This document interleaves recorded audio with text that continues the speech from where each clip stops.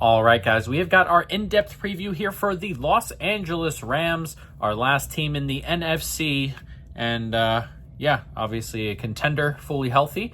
And hopefully we can go through and find some edges and all that fun stuff when we look through the roster and all that. So we're going to do what we normally do, go through the coaching, go through the roster, go through the schedule that we've made for the future. And here we go. Just as we normally do, into the coaching. Sean McVay is the coach, one of my favorite coaches in the league. His offensive system is excellent. His ability to coach man-to-man, I think, is really, really good too. And he may be a bit conservative, but everything else I really, really like. This is a coach I hope is in the league for a very long time. There was that bit where he thought he was going to retire in there. Thankfully, he didn't, but a really good coach, and someone who, as we said, runs a really good system, good man-to-man, all that fun stuff. I do wish he was a little bit less conservative, but everything else is really good. Shula is the defensive coordinator, his second year here, and last year he did a great job with the defense and all the young players on it and all that fun stuff, and hopefully he can go ahead and keep that up. So, like the coaching roster, or like the coaching staff, and we can go ahead and move into the actual playing roster here. Matt Stafford is the quarterback, Jimmy Garoppolo the backup. Jimmy Garoppolo has shown before with Shanahan that he can run a quarterback-friendly system and win football games, so that's all you need there.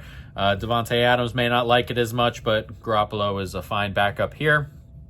And Matt Stafford, a quarterback I really like, who's had a very long career, has himself a Super Bowl, is I think a good quarterback, top 10 type guy. And he does have some issues coming into the season, that thing with his back and all that fun stuff that happened during the off season. The freaking cryo chamber they're bringing into practice and all that nonsense. And, it's said that he'll be fine for week 1. That is a huge worry. Disc in the back is a giant worry for someone who is 37 and someone who seems to come into the season with injury problems seemingly every year. And throughout the year, you hear things with Stafford all the time as well. So that is not nothing to me.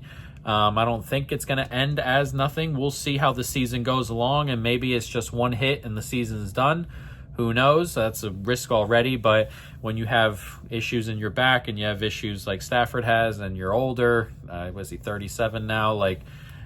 It's fragile. And it's an offensive line we'll talk about that we like, but needs to keep him upright. And we'll see. Again, it's very much a we'll see. I'm not going to knock any of my numbers on him right now.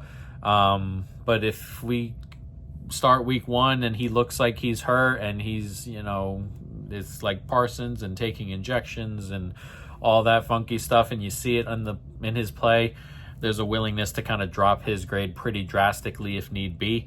But again, this is a quarterback I like, can throw the ball, gunslinger type if need be, and then he's surrounded by players who help him out as well. So like Stafford, Garoppolo's a decent backup, like the quarterback room. Running back, interesting room. Kyren Williams is the one. Kyren, I think, has a public backing that I think it's mostly because of the volume he gets, because he's comfortably the best back on this roster, but he's not like a top 10 back to me.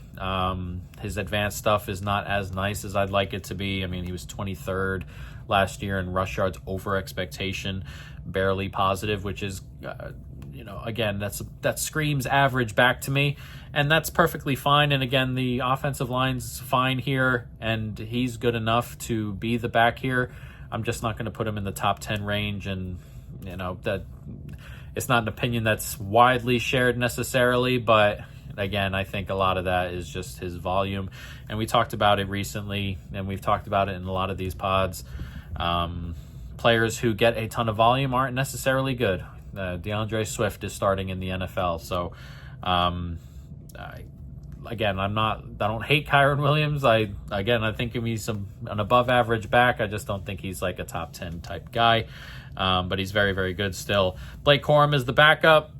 It's okay. Nothing crazy so far. that video popped of him the other day when the Rams were doing the timing thing. That was quite funny. I don't really hold that against him. The comments there were funny though. But he's a solid back. Jarquez Hunter on the team as well. So it's a good room. It's a solid room. It's not an elite room, and that's perfectly okay. There are plenty of teams in the league who would kill to have this room.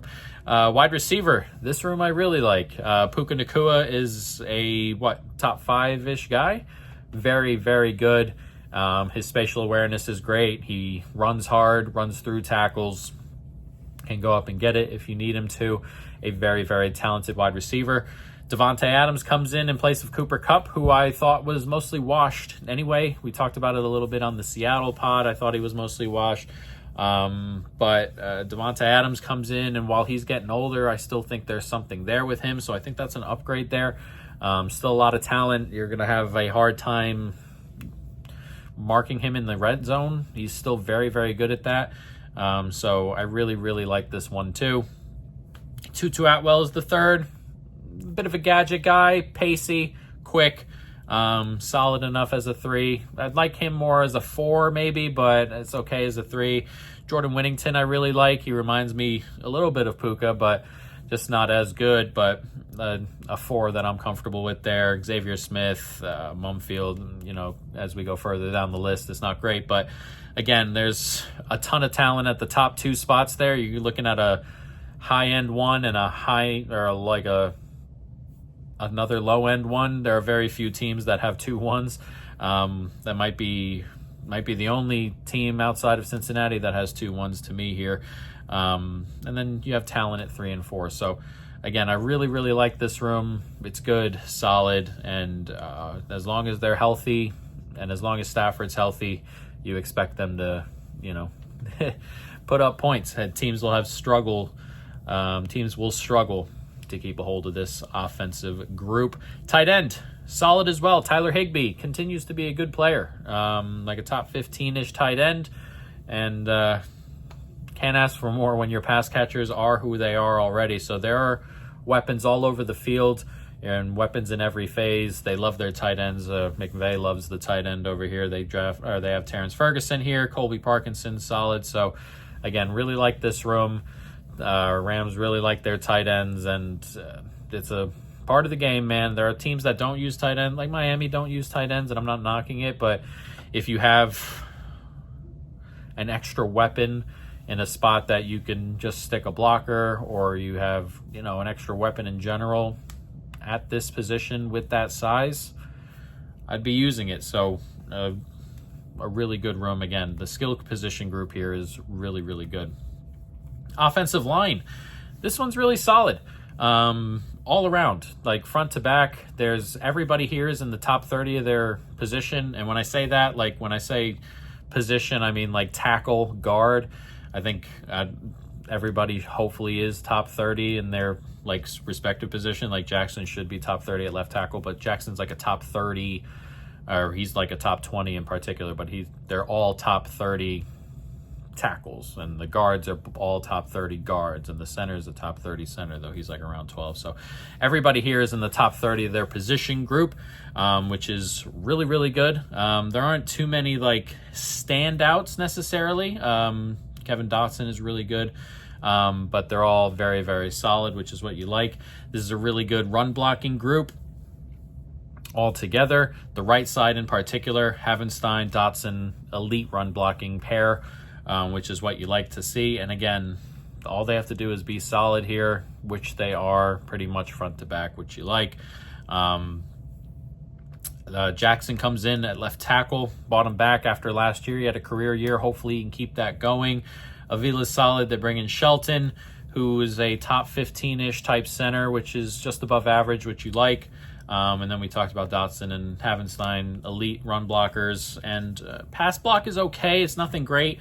Last year, 20th in pass block win rate. You'd hope that steps up a little bit, particularly with what we were talking about with Matt Stafford. Obviously, when you have a quarterback that's not really mobile, who's older, who's got injury issues in his back, you need the pass blocking to be good. So hopefully it is. Last year, they were 12th in run block win rate. There's no reason why that doesn't go up a little bit with Shelton in there as well. So you're looking at a again, a really solid borderline top 10 offensive line, which is what you need in this situation here. That being said, the ball comes out pretty quick here, and the offense is talented and guys get open quickly, and the offense in general is kind of close to the line in terms of, where routes are run and stuff like that. So things don't have to develop a ton, which means the line doesn't have to pass block for a super long time. You don't need 3 seconds pass blocking back there very often. So like the mix, like the offense, like the play calling, everything about the offense screams really good to me.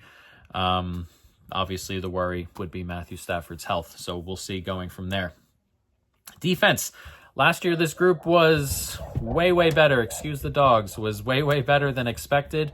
They bring in a couple rookies who were both really good on the defensive line, which we'll talk about in a minute, but just a really solid jump last year that was a little bit unexpected. But we'll talk about the defensive line, which is a top 10 unit. A lot of good players, a lot of young players that were talented as well. Interior is really good. Poona Ford gets added in from the Chargers, and he's played at a top 5 level last year at defensive tackle. He was very, very good in all phases. Excellent addition. Braden Fisk was pretty solid. His pass rushing stuff was really good. The run block stuff or the run defense stuff wasn't as good, and that'll need to go up a little bit, but his pass rush stuff looked really good, and hopefully he can keep that up and step forward. Again, last year he was a rookie, and he was pass rushing at an elite level, so hopefully that can go ahead and continue to move forward. Kobe Turner was also playing like a top 20 guy already, so the interior is really good if guys just stick to who they are, and Fisk takes a little bit of a jump, like a little bit of a run stuff jump from Fisk, and you're looking at a top 2, 3, 4 interior defensive line here. As long as Poona Ford and Kobe Turner stay who they were. Edge is a bit, it's not as good. Jared Verse was a top 10 rusher last year as a rookie. You're looking for him to keep on rolling. He played incredibly well, and hopefully he can step in and continue to grow into that position. The rest of it is a problem. There isn't really anybody else here who you can line up on the other side of him and just think he's going to comfortably, get toward the quarterback and stuff like that, which it's an issue. Obviously, you can kind of just, hedge off of Verse or you chip or whatever it may be, and force the other guy to beat you. It might be an issue there.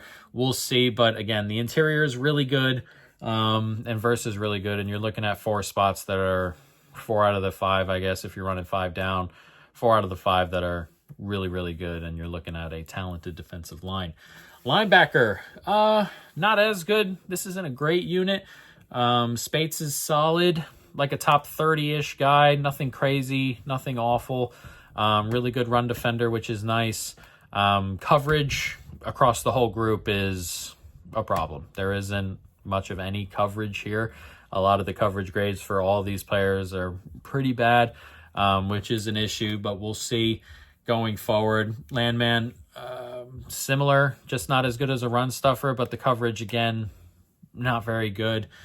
Troy Readers here. It's a lot of guys who can tackle and not a whole lot of guys who can cover tight ends and hit zones in the middle. So it is an issue. It'll be an issue going forward, and hopefully the defensive line is getting after it and they don't have to cover as much. But again, the run stuff is good, and that's a huge part of the game, but the rest of it, not so good. So it's not a great unit and could use some help at some stage, but for now, it's just a bottom 10-ish unit here. Secondary, this is an interesting one as well. Tough to kind of grade this particular unit. Safety's good or solid. Curl and Lake are probably going to start. You're hoping Curl takes a step forward. They're both top 40-ish guys. Lake's okay, but you're hoping Curl can kind of get back to it and take a step forward there. Kinchins is coming off his rookie season. Hopefully he can take a step as well. So it's a pretty solid safety room. Corner is a bit of an issue if you run off of last year's numbers for the most part. Darius Williams had a really bad year last year. That being said, he's had a good career so far. You're hoping that was just a blip, and that happens all the time. Players go through down years. Players sometimes play through injury or whatever it may be, just come back to a new system and just didn't quite get it right away. Those things happen, but you're hoping that it's a blip and not necessarily something you're looking at and going, is this the new Darius Williams? Because if this is the new Darius Williams, this secondary is probably in a bit of trouble. Kobe was fine last year. You're hoping that he takes a bit of a step up as well. There's just not a ton of really good in here. Witherspoon, nothing great. Emmanuel Forbes is here again, who just doesn't seem like an NFL corner. The size thing seems like an issue, but you're hoping maybe something somewhere clicks. I mean, he is a first-round talent, and he does have the instincts and all that fun stuff, but there are things holding him back, and that's just how it is. But if you can get one of these guys, if you can get Darius Williams to get back to where he was, you can get Kobe to have like a step up, then you're looking at a pretty solid unit. But also got to see it. I have to see it before we can go ahead and look at this unit and say, this is a good unit. This is potentially a good unit. This is an above average unit. Some other things have to happen before we get there, but fully capable. I believe the unit is fully capable of moving on upward and having a above average season. But for the moment, we'll have to see. There are some issues here. So there we are. Interesting team. Really love the offense. Again, the problem, Stafford is a worry. Defense, really love a lot of it. Love most of the defensive line. There's some talent in the secondary, but there are issues. Again, a little bit in the secondary, linebacker, that second pass rush spot. So there are some issues here. There are some really good. There's some really not so good. And, that happens on a lot of teams. But, again, you're looking at one side of the ball that's really, really good. And it's 2025, and your offense needs to be really good for the most part. And a defense that could step up and be decent. So it's a good football team on paper, fully healthy. There are some issues there, though, obviously. So let's look at the schedule. An interesting schedule here. You got Houston at home to start, and the Rams don't really take the preseason super seriously. So the Rams tend to treat the first game or two like preseason, which fair enough. And so this is a tough team they're going to go up against to start. Good pass rush, really good pass rush, and an offense that has a talented quarterback, talented receiver or two. So it'll be tough at home to start. At Tennessee, at Philly's really tough, a rematch of their playoff game last year. Then you have the Colts at home, San Francisco at home, before going to Baltimore and then going overseas to play the Jacksonville Jaguars outside the country. And then your bye. So it's a tough start. At Philly and there is tough. San Francisco's tough. Houston's tough. At Baltimore's tough. And then, of course, an overseas trip is not easy for anybody, especially when you're playing Jacksonville, who do this every year, twice a year, it feels like. So it's a tough one. Then you get your bye. And then you get a couple home games here, New Orleans, and then at San Fran, and then home to Seattle, home to Tampa Bay. It's not going to be easy. Again, this is a tough division. So none of these games, there are probably going to be no stretches in the schedule that are comfortable. You get at Carolina, at Arizona, Detroit, and then at Seattle, at Atlanta. So you get 4 road games in 5, and the home game being Detroit is a tough stretch. And then Arizona to seal the season off. So it's a toughie. It's a tough schedule. I don't have any bets on the team that are like over-unders, season win totals and stuff. There's too much unknown with Stafford for me. The defense still has some things there, and the schedule's tough, despite the fact that I think this is a good football team. So no bets on that sort of stuff, but we do have a bet here. Puka Nacua over 1,200.5 yards at -110. That is a $2.31 bet for us in our challenge. Yeah, really like Puka, and they do what they can to work him stuff, a lot of shallow screens, things like that. I also think that Puka is able to work with a Garoppolo should Stafford go down here. And there are defenses here in terms of corner that I think they can have a go at, like Tennessee, Indianapolis, San Francisco, Jacksonville, New Orleans. Where do we? San Francisco again, Tampa Bay, Carolina, Arizona. There's Atlanta. Like, there's a lot of games here where Puka Nacua should be dominant. We're looking at 70.5-ish yards per game, which again is doable, but there's potential on this schedule and the way the defense is and the way Puka is, where he can go for 130, no problem. Well, not no problem, but like there are games where I expect probably some over 100s in there. And again, he's very consistent, solid. And again, he's not like the guy who's necessarily running just streaks all day. He runs a lot of screens, runs a lot of short routes, gets open quite a bit. He's the third down target. He's capable of breaking tackles and going the distance. Just all around really great in a system that really complements him as well. So that's our play. And those are the Los Angeles Rams.